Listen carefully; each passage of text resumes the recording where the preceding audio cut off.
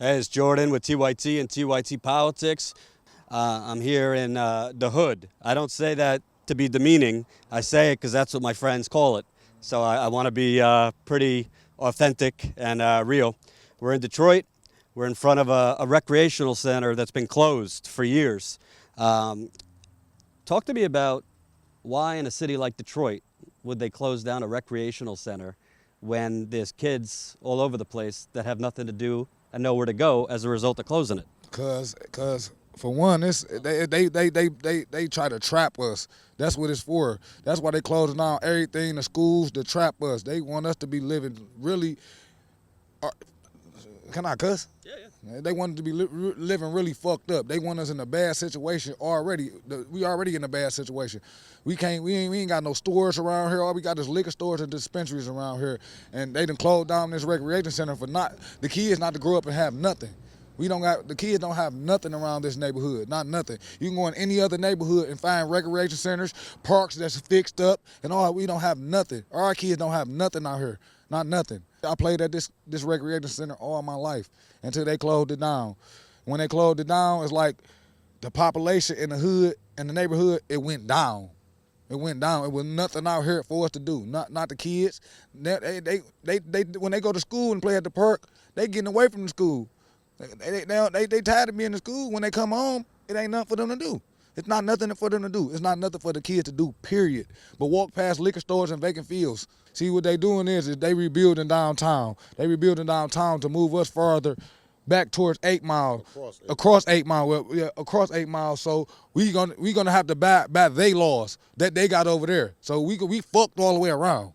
Once they push us and move us across 8 Mile, we is gonna be fucked. Because they like, who want to stay over here? Who want to live over here in this? We just let it fall to shit. Who's going to stay there? Everybody's going to move. And then 10 years from now, 20 years, we'll go back and rebuild it. And then we get all our people in there, whoever that may be. So do you guys see this almost as in racial or ethnic cleansing? They're trying to just cleanse you out of your neighborhoods, out of where you grew? Yeah, that's how I look at it. That's how I look at it right there. And they bring in a different culture. And they ban up everything. They got the parks now. James Field, I don't think it's even called James Field no more. I think it's called whatever they are, Bengali Field or something right there. They took down the baseball diamonds and made soccer fields. Right. You know, so they took down the park for the kids, and it's some type of sitting area or something like that now. So This how they criminal. This our neighborhood. The police can ride through here and harass us all day, every day, just walking. Police jump out on us. Four police officers grabbing us, harassing us. But I can ride past Lasky's Recreation Center and see another culture sitting out there all day smoking weed, 100 deep. They don't pull up on them and do nothing to them.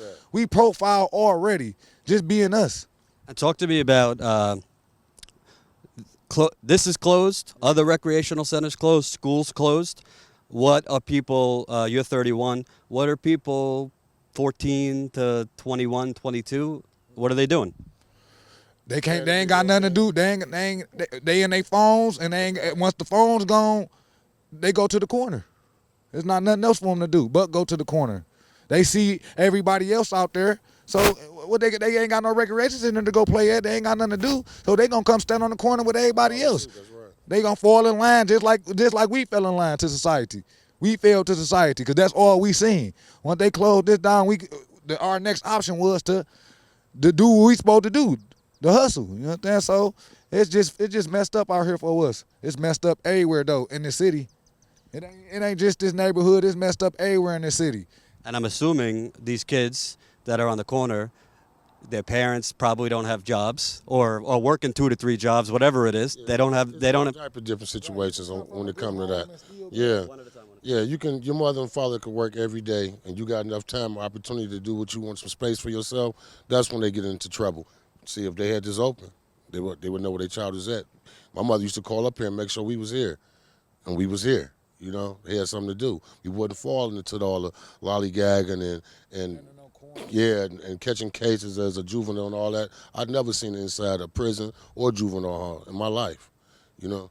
But also, not just whether you have centers like this open, but part of staying out of trouble is having community. How are you supposed to have community if all your schools are being shut down and you're being sent away from your friends, your neighborhood? It's being driven off. So what you mean community? There's no community. The population, everybody is for themselves. You know, you don't have any neighbors. You can look right here, the house right here next to you, and see it's one house right here. Next to him, nothing. You know, that's what we over here living with, basically. And let's get down to the nitty gritty. Obviously, drugs. There's crime. I was told there's a lot of shootings and murders. Talk to me about how bad is it? It's worse. You got to understand how bad it is. You got to look on the news and see, because you got to look up. It's not 25, 26, 29, 30-year-olds, 37-year-olds. It's the kids killing each other. These is really kids, babies, picking up assault rifles and killing each other. It's not coming from the grown people. This what they left out here too. This all they got. This all they know. Let's say the parents aren't around, or they're working 2 or 3 jobs, whatever the case is. You got these schools closed down, rec centers closed down. These kids start having kids of their own too early, and then the next generation falls into this. That's what already been happening. I'm gonna say that. I'm gonna change my words. I'm gonna say that's what you're talking about has already been going on for over 10 years now, or 15 years maybe. I'm 40, so it's been going on since I was about 18. So it's going on like 20 years, 22 years. That's a long time. You think the kids here are having their own kids essentially because they don't have guidance, they don't have a direction, they don't have jobs, they don't have anything. Some of them have direction, some of them have guidance, but it's those in between the cracks you can slip into, and you fall about it, make the wrong decision, and no, that's how your life be impacted from those decisions that they're making. Bad choices, because the bad choices are there. Like I said, those right in front of your face. The good things that you can do is hidden. It's put to the side. It's right. They go and glorify somewhere else and then come right here and make it seem like living on 6 Mile and Davidson is in some type of hood, whatever that word means to whoever, to each his own. To me, this is my paradise right here. I'm not moving. This is a Beverly Hills. This is a Cali or Miami vacation. This is the only vacation I'm gonna get is coming outside my house and riding through my neighborhood and slapping flies and getting love back. That's what I appreciate. What was the main reason that you started seeing this? The main reason this declined is when I would say Granholm got in office. So you're talking about Democratic former governor Jennifer Granholm. That's right. She came in here, made cuts to welfare and other things. That's right, and they cut women off welfare. If you've been on there for 4 years, no matter how many kids you got, you can't get no assistance besides insurance and stamps. Sounds like she borrowed the page from Bill Clinton. Yeah, it sounds like she borrowed that page from Bill Clinton, which is Hillary Clinton. Is the wife. I don't trust her. I don't trust Donald Trump. I'm not voting. I'm not voting for either one of those people. I would vote for Larry. What's his name? Larry Bernie. My boy Bernie. He's been gone so long, Bernie. Yeah, we just saw him this morning. Yeah. Now he was talking about these cuts, but the cuts in education have been accelerated under Schneider. He's been governor for a few years now. It's the same policies. It's the same. It's under the same policies. They haven't changed anything, but just made it worse. That's what he did. He didn't come in and I didn't like what she did right there. I'm going to give this back. He didn't do anything. He just keep raking away from it. And what do you have? You have deterioration. You have nothing left. And that's what this is right here. This is nothing left. So do you think in their mind what they're doing is essentially in efforts to gentrify, in efforts to bring in more white people, more wealthy people, they're essentially trying to force low-income black people? They're not trying to force. They have forced you out. They have forced you out already. When they did it with the big three, when everybody was laid off and people were losing their homes and they had all these bills. The big three you're talking about? Ford, Chrysler, General Motors. People was getting laid off from their job. They've been working 30, 40 years. Or this is how they pay their mortgage. They have a 60-year mortgage, 50-year mortgage. And you lose your job. How you gonna pay it? So end up leaving your house and you've been there 20 years, and now the house is being attacked by villains. They want everything off your house.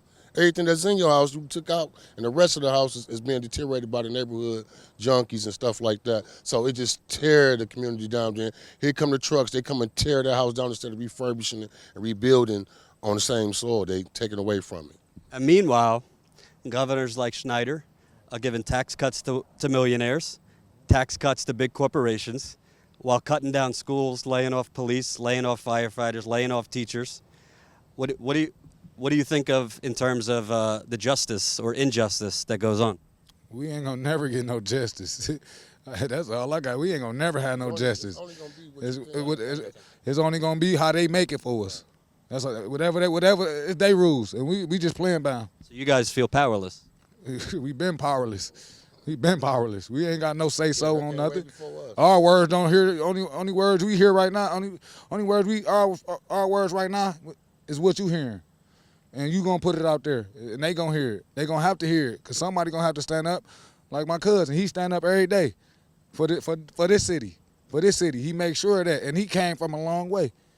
He came from the same neighborhood we came from, and look how he rose. He's a pastor. He came from a long way. And I ain't saying it's over for the kids or it's over for me, but we got to make a change.